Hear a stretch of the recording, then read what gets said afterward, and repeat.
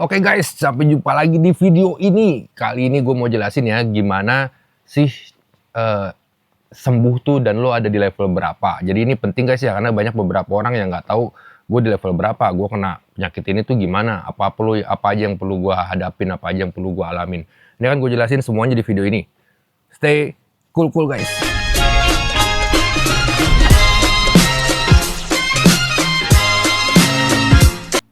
Gini, gue mau jelasin. Aku udah nongkrong, udah ngebantuin orang untuk sembuh dari penyakit GERD anxiety ini dari tahun 2013. Jadi 2013 aku sembuh, 2014 mulai nyebarin cara 3P dulunya. Terus 2016 berubah jadi metode 4P karena ada penambahan pola sifat di situ. Terus gue bikin YouTube di tahun 2019. 2020 bikin Yayasan Anxiety Care Indonesia, terus bikin kelas pelatihan untuk nyembuhin ribuan orang. Dari situ yang gue pelajari begini, ada sekitar 7 tahapan yang kamu bisa lewati untuk bisa sembuh total dari anxiety. Tahap pertama adalah tahap apa.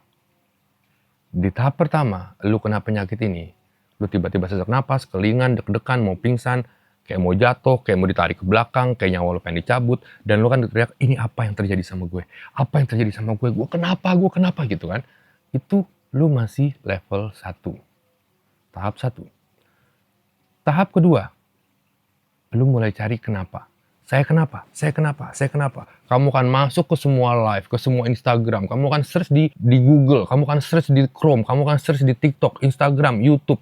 Kenapa kelingan? Kenapa ini? Kamu kan ke dokter berkali-kali, saya kenapa dok? Ada orang live tanya, kenapa bang kelingan? Kenapa penyebabnya ini? Kenapa itu? Kenapa terus? Jadi seakan-akan kamu menjadi seorang profesor yang ingin mengetahui kamu penyakit apa, gimana cara kerja jantung, gimana cara kerja saraf, gimana cara kerja otak. Wah, ribet. Ya, kamu butuh penjelasan dan pertanyaan kamu kenapa. Seriously, kamu masih level 2. Ini benar-benar level pemula banget. Dan banyak orang yang kejebak di level 2 ini. Banyak sekali. Ya, maksudnya kejebak tuh gimana? Maksudnya sampai bertahun-tahun dia di level 2 terus. Karena dia berusaha menjadi profesor, bukan berusaha menjadi pasien untuk sembuh. Dan gak hanya itu, level 2 sama level 3 ini bersamaan nih kadang-kadang. Level 3 adalah dia akan mulai nanya siapa. Dia akan masuk ke grup-grup nanya siapa yang kayak gue. Siapa yang pernah ngerasain di masjid kumat. Siapa yang pernah ngerasain pas dia naik mobil macet-macetan kumat. Siapa yang pernah mau pingsan di Alfamidi. Gitu, dia pokoknya nanya siapa, ada yang kayak gue nggak, dan begitu ada orang jawab, iya saya kayak kamu, nyaman, tenang, ada yang lebih parah dari gue gitu kan ya, dia juga kayak gitu, tenang, nyaman, tapi tidak menyembuhkan. Kamu kan di posisi 2 dan 3, ini gue bilang tadi, ini jebakannya, ini bisa lama sekali, apalagi kalau anxiety kamu masih anxiety ringan tuh, kumatnya tuh masih nggak gitu parah, jadi kamu masih bisa, gue kenapa ya, udah bodo amat lah. Masih bisa dibodo amatin.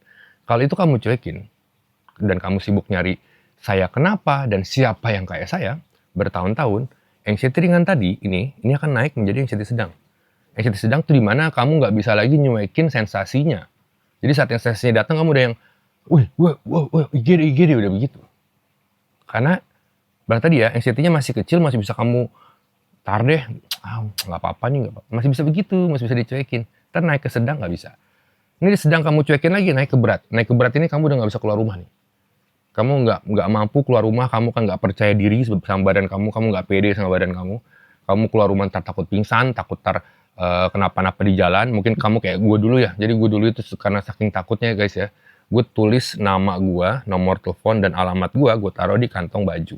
Dengan harapan kalau gue pingsan di jalan ada orang nemuin terus nganterin gue ke rumah. Separah itu guys, gue dulu. Sekarang santai aja kalau sekarang. Gitu guys ya. Oke, tadi masuk level 3. Sekarang level 4. Setelah lu nanya kenapa, lu mulai kesembuhan nih, level keempat. Lu mulai tanya bagaimana cara sembuhnya. Bagus, ini udah masuk level kesadaran. Lu udah gak lagi peduli lu kenapa, lu cuma cukup tahu oke, gimana cara sembuhnya udah. Ini udah bagus. Ini masuk ke level 4. Ini udah mulai masuk ke level kesembuhan. Namun, level 4 yang pertama, Ini adalah kamu ingin cari jalan cepat atau jalan pintas. Di level 4 ini, orang biasanya nggak begitu lama di sini karena apa ya? Karena dorongan orang jualan produk, jualan ini, jualan apa, kamu biasa kebohongin.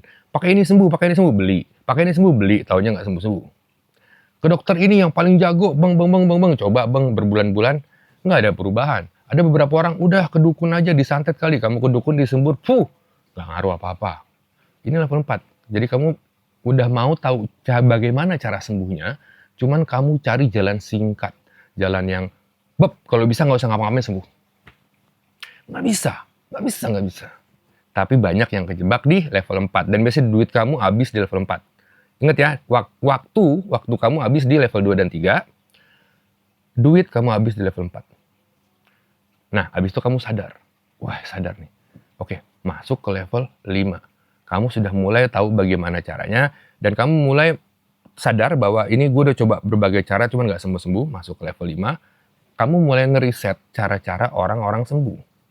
Oke, ngeriset cara-cara orang sembuh. Kejebakannya adalah, kamu jadi seneng menganalisa, jadi kayak kecanduan analisa. Ada, cara sembuh ini dianalisa. Analisanya ini bisa berbulan-bulan guys. Ya, diperhatiin metodenya, dilihat testimoninya, dia kalau live ditongkrongin. Cuman dia bilang, udah jalanin metode 4P. Dia masih yang, sembuh nggak ya? Ikut aja kelasnya. Bisa nggak ya? Ngapain ya? Masih gitu. Itu level 5. Keraguan-raguan.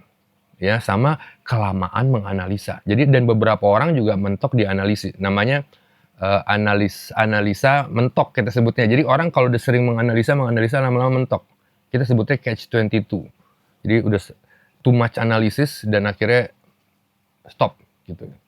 Nah, ini yang jebakan di level 5. Naik lagi, level 6. Level 6 kamu sudah mulai memilih cara kesembuhan, mentor kesembuhan kamu. Kamu sudah memilih level 6. Oke, ada kelasnya kamu ikutin, ada metodenya kamu pelajarin. Namun, kamu jumawa. Di sini masuk ke pola sifat. Jumawa, sok belagu, ngerasa cepet ngambil kesimpulan, jadi baru belajar metode, gini, gampang nih, gue lakuin sendiri. Itu level 6 guys. Kamu kejebak lagi sama sifat jumawa. Dan akhirnya nggak sembuh. Atau sembuhnya sedikit. Jadi kayak, bang, lambung udah enak, tapi saya masih takut keluar rumah. Atau, saya udah nggak ada anxiety bang, saya udah nggak cemas sama sekali, saya udah nggak takut mati, tapi masih suka kelingan. Tapi masih suka sesak napas tiba-tiba. Ya, ini level 6 nih. Jadi dia nggak pelajarin 100% ajarannya, ajaran sembuhnya, dia pelajarin 50%, dan sisanya dia pikir kayak gitu-gitu aja. Padahal enggak. Padahal banyak nih, cuman dia dia ngelihat dengan kacamata jumawa, so taunya dia, udah. Akhirnya dapat ilmunya setengah, sembuhnya pun setengah. Gitu guys, itu jebakan juga, karena jumawa. Nah akhirnya dia udah sembuh, akhirnya kumat lagi. Padahal dibilangin ya, kamu kalau nggak ngerubah pola sifat, kamu bakalan kumat lagi tahun depan gitu ya. Tapi orang kan, udah nggak perlu lah, udah nggak ada sensasi, sembuh. Padahal dibilangin, hilangnya sensasi, belum berarti kamu sudah sembuh dari penyakit ini. Berkali-kali saya ngomong kayak gitu, hilangnya sensasi di tubuh. Itu bukan berarti kamu sudah sembuh dari penyakit ini. Mungkin kamu sudah sembuh dari dispepsia kamu, tapi dari anxiety disorder belum. Karena pola pikir kamu masih anxiety. Kamu masih takut kenapa-napa, kecemasan masih menguasai kehidupan kamu. Betul? Nah ini yang menjadi masalah. Cuman bagi dia karena jumawa akhirnya nggak dilakuin pola pikir dan pola sifatnya, akhirnya kumat lagi. Atau sembuhnya hanya setengah. Akhirnya dia masuk ke level ke-7. Ketika dia kumat lagi, ketika dia relapse lagi, dia masuk ke level ke-7, baru dia benar-benar nundukin dirinya, mempelajari semuanya, dia menganggap dirinya, oke, gue adalah gelas kosong, silakan ajarin gue, terserah sistem mau ngapain gue, terserah gue ikutin aja, dan kamu baru sembuh total. Oke? Jadi ada 7 tahapan untuk sembuh. Kalau kamu perhatiin, guys, di level pertama, ini ketidaktahuan kamu, ini normal. Level kedua, ketiga, yang kamu masih sibuk nanya saya kenapa, dan siapa yang kayak saya, ini belum menuju kesembuhan. Level keempat, kelima, keenam, ini jebakan pola sifat. Jadi kamu tahu kenapa di metode 4P itu ada pola sifat yang mesti kamu rubah. Ada di playlist sendiri ya, playlist pola sifat di YouTube aku. Kamu bisa tonton sifat-sifat anxiety apa aja. Dan saya udah bilang di video itu bahwa sifat-sifat inilah yang bikin kamu susah sembuh dari penyakit ini, atau kamu akan kumat lagi. Kalau kamu nggak ngerubah sifat, kamu akan kumat lagi atau akan sulit sembuh dari penyakit ini. Itu yang aku maksud. Oke. Coba kamu sekarang coba komen di bawah, kamu di level mana? Jadi biar aku tahu nih, kira-kira subscriber gue di level mana nih. Dan gue ada rencana gue mau bikin kelas, bukan kelas, Discord. Jadi Discord isinya gue sering live, nanti di Discord khusus yang udah subscribe, atau khusus yang udah jadi, bukan subscribe, khusus yang udah jadi langganan gue. Nanti gue akan sering live di situ, gue akan, mereka bisa nanya di Discord, ntar gue jawab, mungkin gue bawa admin satu untuk jawabin pertanyaan. Jika itu setuju juga bisa komen di bawah, jadi ntar gue bikin aja Discordnya, atau gue bikin kelas VIP-nya gitu ya, untuk teman-teman di Discord yang teman-teman di YouTube. Jadi ini bukan kelas pelatihan, cuman kelas tanya jawab aja. Cuman mungkin gue akan sering live, mungkin seminggu sekali di sana. Gimana guys, gue dengan Rick Bowo, komen aja di bawah kalian di level mana, dan apakah gue perlu bikin grup Discord atau enggak. Dadah, bye-bye.